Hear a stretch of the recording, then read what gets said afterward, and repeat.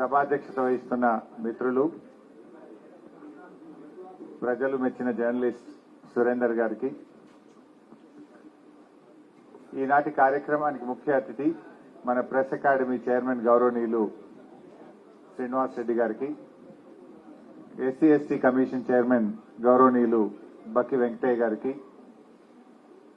దుబ్బాక శాసనసభ్యులు ఆత్మీయ మిత్రులు కొత్త ప్రభాకర్ రెడ్డి గారికి, అదేవిధంగా గౌరవనీయులు బండారు శ్రీకాంతరావు గారికి, నరేందర్ రెడ్డి గారికి, రామ్మోహన్ రావు గారికి, రంగాచారి గారికి, దయానంద్ రెడ్డి గారికి, గౌరవ శాసనమండలి సభ్యులు ఒంటేరు యాదవ్ రెడ్డి గారికి, మరి మీ అందరికీ ఎంత ఆత్మీయుడో నాకు అంతకంటే ఆత్మీయుడు మరి టీయూడబ్ల్యూజే రాష్ట్ర అధ్యక్షులు మిత్రులు విరాహత్ అలీ గారికి, అదేవిధంగా ఈ కార్యక్రమంలో పాల్గొంటున్న ఎలక్షన్ రెడ్డి గారికి, అదేవిధంగా అరుణ్ గారికి, మరి మధుసూదన్ గారు, ఎల్లారెడ్డి గారు, సత్యనారాయణ గారు, విజయేందర్ రెడ్డి గారు, యాదగిరి గారు, ఎల్లారెడ్డి గారు, ఇంకా ఈ కార్యక్రమంలో పాల్గొంటున్న గజ్వేల్ జర్నలిస్టులు, కార్యక్రమంలో పాల్గొన్నటువంటి మరి బంధుమిత్రులు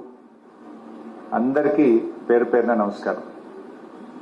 ముందుగా గజ్వేల్ ప్రెస్ క్లబ్ రజతోత్సవం జరుపుకుంటున్న ఈ శుభ సందర్భంలో మీ అందరికీ నా హృదయపూర్వక శుభాకాంక్షలు, అభినందనలు.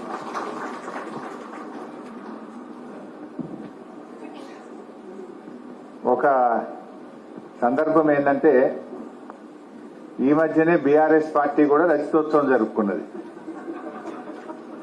అయితే ఈ గజ్వేల్ కు ప్రాతినిధ్యం వహిస్తున్న కేసీఆర్ గారు ప్రాతినిధ్యం వహిస్తున్న గజ్వేల్ ప్రెస్ క్లబ్ కూడా రజతోత్సవం జరుపుకోవడం అనేటువంటిది ఇది ఒక అఫ్కోర్స్ కాకతీయంగా జరిగిన ఇది ఒక గమ్మత్తైనటువంటి సన్నివేశం. ముఖ్యంగా గజ్వేల్ ప్రెస్ క్లబ్ తో నాకు అవినాభావ సంబంధం ఉంది, చాలా దగ్గర సంబంధం ఉంది. అనేక సందర్భాల్లో తెలంగాణ ఉద్యమం జరిగేటప్పుడు ఆ హరిత హోటల్లో కూర్చుంటోళ్ళం, రోడ్డు మీద హరిత హోటల్లో కూర్చొని తెలంగాణ ఉద్యమ తీరుతెన్నులు ఎట్లా ఇంకా ఏం చేయాలి, ఉద్యమాన్ని ఎట్లా ఉధృతం చేయాలి అనడంలో గజ్వేల్ జర్నలిస్టుల పాత్ర చాలా గొప్ప పాత్ర. చాలా మంచి సలహాలు ఇచ్చారు. నిజానికి గజ్వేల్ హైదరాబాద్ కు దగ్గరగా ఉన్న మొదట్లో కొద్దిగా మూమెంట్ చల్లగుండే ఇక్కడ. జర్నలిస్టులే నా గుర్తు ధూమ్ధాం పెట్టినప్పుడు గద్దరన్నను రసమైని పిలిచి, రాజకీయ పార్టీలు పెట్టలే, జర్నలిస్టులే తెలంగాణ ధూమ్ధాం పెట్టి తెలంగాణ భావవ్యాప్తి కోసం కృషి చేసినటువంటి చరిత్ర గజ్వేల్ ప్రెస్ క్లబ్ కున్నది. అయితే నన్ను యాక్చువల్ ఒక ఆర్టికల్ రాయమన్నారు. సావనీర్ ఇప్పుడే మనం ఆవిష్కరించుకున్నాం. ఈ సావనీర్ తయారు చేసే దాంట్లో భాగంగా నన్ను కూడా ఒక ముందు మాట రాయమని అడిగారు. వాస్తవానికి మనందరి గురించి జర్నలిస్టులు రాస్తూ ఉంటారు వార్తలు, కానీ వాళ్ళ గురించి ఒక వార్త రాసే అవకాశం, అదృష్టం నాకు దొరికింది. నేను ఏం రాసి పంపినా అంటే, Gajwel press club is a people's club, it's not press club, it's people's club అనేటువంటి ఒక టైటిల్ పెట్టి రాయడం జరిగింది. ఎందుకు ఆ వార్త రాయాల్సి వచ్చింది? జనరల్ గా ప్రెస్ క్లబ్లు ఇందాక విరాహత్ గారు అన్నట్టు బాగా కష్టపడి పనిచేసినటువంటి జర్నలిస్టులు సాయంత్రం ఒక recreation co, exchange of views, ఒక కొంత ఆట విడుపు కోసం వాళ్ళు సాయంత్రం కలుస్తూ ఉంటారు. కానీ మా గజ్వేల్ ప్రెస్ క్లబ్ అట్లా పనిచేయలే. గజ్వేల్ ప్రెస్ క్లబ్ జనం కోసం పనిచేసింది, జన చైతన్యం కోసం పనిచేసినటువంటి press club Gajwel press club. అందుకే గజ్వేల్ జర్నలిస్టులను ఏమంటారంటే, జనం మెచ్చిన జర్నలిస్టులు మా గజ్వేల్ జర్నలిస్టులు అనేటువంటి ఒక మంచి పేరు తెచ్చుకున్నారు గజ్వేల్ జర్నలిస్టులు. అయితే నేను ఎందుకు ఇది ప్రెస్ క్లబ్ కాదు పీపుల్స్ క్లబ్ అన్నానంటే, నాకు దాదాపు 3 దశాబ్దాల అవినాభావ అనుబంధం ఉంది ఈ జిల్లాలో. రాజకీయాల్లో దాదాపు 30 ఏళ్ల నుంచి 25-30 ఏళ్ల నుంచి ఈ జిల్లా జర్నలిస్టులతో దగ్గరగా పనిచేసినటువంటి అనుబంధం ఉంది. మా సత్యన్న అప్పటి నుంచి చూస్తా ఉన్నా, 25 ఏళ్లకే చూసిన. అప్పుడు ఫస్ట్ లూనా అనేది ఉండే, లూనా మీద వస్తుండే మా సత్యన్న, అప్పటి నుంచి చూస్తున్నా నేను. సో అట్లా 25-30 ఏళ్ళ అవినాభావ అనుబంధం ఉంది గజ్వేల్ ప్రెస్ క్లబ్ తో నాకు. ఈ జర్నలిస్టుల గొప్పతనం ఏంటంటే, వీళ్ళు కేవలం వార్తలు రాసే విలేకరులు మాత్రమే కాదు, జన చైతన్యం కోసం, జనం కోసం పనిచేసిన జర్నలిస్టులు, గజ్వేల్ జర్నలిస్టులు అని ఎందుకన్నా అంటే నేను దగ్గరగా చూసిన 3 దశాబ్దాలుగా. ఎయిడ్స్ రోగం వచ్చి తల్లిదండ్రులు చనిపోతే 2 పిల్లల కోసం అదేదో షో పెట్టిండ్రు గజ్వేల్లో. ఒక షో పెట్టి కొన్ని డబ్బులు జమ చేసి ఆ పిల్లల పేరు మీద ఫిక్స్డ్ డిపాజిట్ చేసిన జర్నలిస్టులు.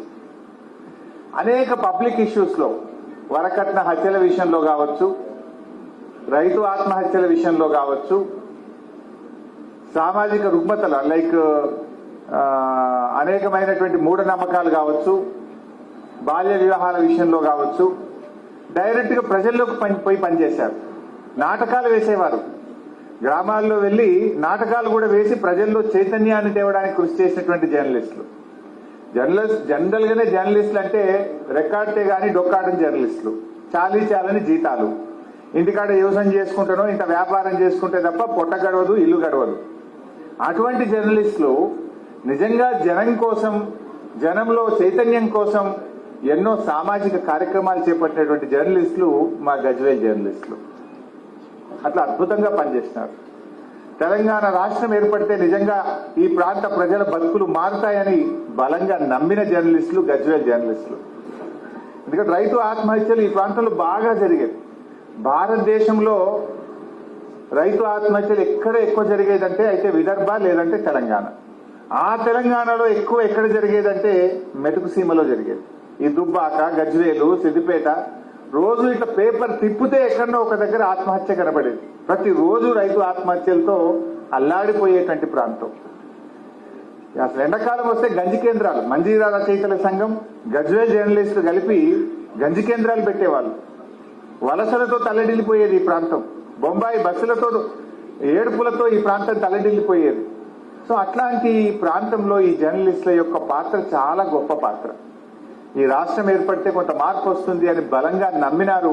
ప్రత్యక్షంగా తెలంగాణ ఉద్యమంలో రాజకీయాలకు అతీతంగా పాల్పడినటువంటి జర్నలిస్టులు మా గజ్వేల్ జర్నలిస్టులని నేను బలంగా చెప్పగలుగుతాను. ఇక నేను అనేక మార్లు వాళ్ళతో ఇంటరాక్ట్ అయ్యేవాడిని. హరిత హోటల్లో ఛాయ్ తాగుతూ, టిఫిన్ చేస్తూ గంటలు మాట్లాడుకునే వాళ్ళం. వీళ్ళ పోరాటం ఈ ప్రాంత రాజకీయ నాయకుల మీద ఒత్తిడి పెంచింది. జై తెలంగాణ అనక తప్పని పరిస్థితి ఏర్పడ్డది. జర్నలిస్టులే మీటింగ్ పెడతారు, అన్ని పార్టీలను పిలుతురు.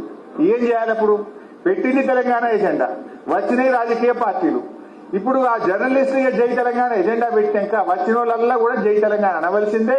నేను నిలబడతా, నేను కొట్లాడతానుడు, దీక్షలు పట్టుడు, పోరాటాలు చేసుడు అంటే అట్లా ప్రత్యక్షంగా పరోక్షంగా ఉద్యమంలో కూడా ఈ జర్నలిస్టుల యొక్క పాత్ర చాలా గొప్ప పాత్ర వీళ్ళు పోషించారు. నేను ఈ సిల్వర్ జూబ్లీ, ఈ రజతోత్సవం జరుపుకుంటూ ఎన్నో విజయాలు సాధించినటువంటి గజ్వేల్ ప్రెస్ క్లబ్ సభ్యులందరికీ ఇంకా పైసలు కావాలి, ఇల్లు కట్టాలి, లేకపోతే బంగారం కావాలి, లేదా పిల్లల్ని ప్రైవేట్ స్కూల్లో చదివించాలని మీరు లొల్లి పెడితే వాళ్ళకి ఇంత పనిచేస్తురా? మీరు కూడా సహకరించారు. మా భర్త సమాజం కోసం పనిచేస్తుండు, సామాజిక సేవ కోసం చేస్తుండని పరోక్షంగా మీ సహకారం కూడా వాళ్ళని ముందుకు నడిపించి, అందువల్ల మీకు కూడా నేను హృదయపూర్వకంగా ధన్యవాదాలు తెలుపుతా ఉన్నా. మీ పాత్ర కూడా ఉన్నది మా అక్క చెల్లెళ్ళది. సో ఏది శాశ్వతంగా జీవితంలో చేసిన 4 మంచి పనులే శాశ్వతంగా ఉంటాయి. అలాంటి గొప్ప పని మా గజ్వేల్ జర్నలిస్టులు చేశారు. మరి అబ్బాయి గారి గురించి ఎంత చెప్పినా తక్కువే. గజ్వేల్ జర్నలిస్ట్ నాయకుడిగా ప్రయాణం ప్రారంభించి ఈరోజు టీయూడబ్ల్యూజే రాష్ట్ర అధ్యక్షుడిగా విరాహత్ గారు ఎదిగారంటే ఇంకా వేరే చెప్పనక్కర్లేదు. ఆయన కూడా మొదటి నుంచి కూడా అనేక పోరాటాల్లో ఏ మీడియా హౌస్ లో పనిచేసినా, అటు మంజీరా రచయితల సంఘంలో, ఇటు జర్నలిస్టుల సమస్యల విషయంలో, సామాజిక సమస్యలు, మన రాజీవ్ రహదారి మీద కూడా ఒక పోరాటాన్ని, బ్రహ్మాండమైన పోరాటాన్ని కొనసాగించిండు. ఇవాళ నిజంగా ఎంతమంది చచ్చిపోయింది రాజీవ్ రహదారి మీద మనం ఇవాళ బాధపడుతుంటాం. కానీ విరాహత్ 25 ఏళ్ల కింద ఈ రాజీవ్ రహదారి నిర్మాణం సరిగా జరుగుతలేదు, ఎన్నో వంపులు వంకలతో ప్రాణాలు తీసుకుంటది అని చెప్పి 25 ఏళ్ల కిందనే ఒక పోరాటాన్ని కొనసాగించిండు విరాహత్ అలీ. సో అట్లా విరాహత్ గురించి కూడా ఎంత చెప్పినా తక్కువే. ఎప్పుడు జర్నలిస్టుల సమస్యల కోసం ఎంతగానో కృషి చేశాడు ఆయన. నిజంగా ఆయన కృషిలో దేశంలో ఎక్కడ లేని విధంగా బీఆర్ఎస్ ప్రభుత్వం 22,000 మంది జర్నలిస్టులకు అక్రిడేషన్ కార్డులు అందించింది ఆ రోజు. దాని వెనుక కూడా విరాహత్ భాయ్ కృషి. ఎప్పటికప్పుడు మా మీద ఒత్తిడి తెచ్చేవాడు. ఇది డబుల్ బెడ్రూమ్ ఇళ్లను ఒక గేటెడ్ కమ్యూనిటీ తరహాలో జర్నలిస్టులకు కేసీఆర్ గారి ప్రభుత్వం అందించిందంటే విరాహత్ గారి కృషి, ఆయన ఒత్తిడి ఉందని కూడా నేను నిర్మోహమాటంగా అందరి ముందు చెప్తా ఉన్నాను. ఆయన నన్ను ఎప్పుడు కలిసినప్పుడల్లా ఇప్పుడు అడగడం వేరు, శుతిమెత్తగా ప్రేమతో ఒప్పించి మెప్పించి చేయించడం వేరు.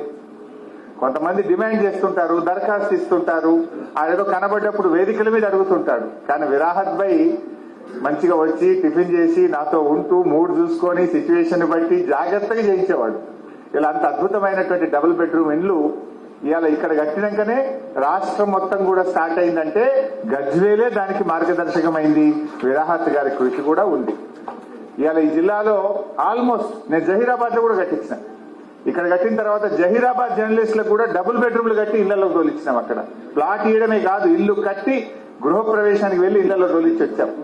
మెదక్ లో కూడా డబుల్ బెడ్రూమ్ ఇల్లు కట్టించాం. అట్లా అనేక చోట్ల ఇంటి స్థలాలు ఇచ్చాం. ఇల్లు కూడా కట్టించింది గతంలో ఉన్న బీఆర్ఎస్ ప్రభుత్వం. రామలింగాన్ని కూడా గుర్తు చేసుకోవాలి. గజ్వేల్ ప్రెస్ క్లబ్ కు సోలిపేట రామలింగారెడ్డి గారికి కూడా అవినాభావ సంబంధం ఉంది. అన్న ఇక్కడ ఉండి ఉద్యమాన్ని నడిపించడంలో కూడా ఈ సామాజిక ఉద్యమాల్లో గాని, తెలంగాణ ఉద్యమంలో గాని సోలిపేట రామలింగారెడ్డి గారిని మనం తప్పకుండా ఈ సందర్భంగా గుర్తు చేసుకోవాలి. ఆయన మన మధ్య లేడు గాని బహుశా ఆ రోజుల్లో జర్నలిస్టుల మీద ప్రయోగించిన అతి కఠినమైన చట్టం పోటా చట్టాన్ని కూడా ఆ రోజు రామలింగారెడ్డి గారి మీద ప్రయోగించిన గట్టిగా నిలబడ్డాడు. ఒక్క అడుగు వెనకకు వేయలేదు, ధైర్యంగా ముందుకు నడిచిండు, మీ అందరినీ నడిపించిండు.